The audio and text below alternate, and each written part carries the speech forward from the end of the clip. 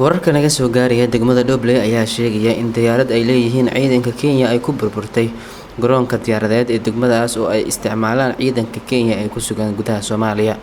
Goobjoogeyaal ayaa xaqiijiyay in diyaaradda soo sahday sida ciidanka ay ku burburtay garoonka markii ay soo caga dhigatay.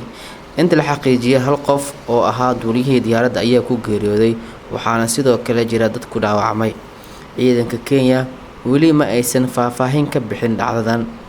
Ma aha markii ugu horeysay ee diyaarad ay leeyihiin ciidamada Kenya ay ku soo dhacdo gudaha Soomaaliya.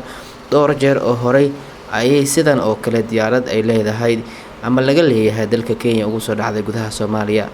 Ilaa ay haddana ma jirto wax faahfaahin oo intaas dhaafsan ama baaritaano lagu sameeyay qaabka ay u soo dhacaan diyaaradahaasi iyo waxa sababay. Kenya ayaa waxaa gudaha Soomaaliya uga sugan ciidamo kuweeda ah kuwaas oo ka mid ah howlgalka Midowga Afrika ee gudaha Soomaaliya.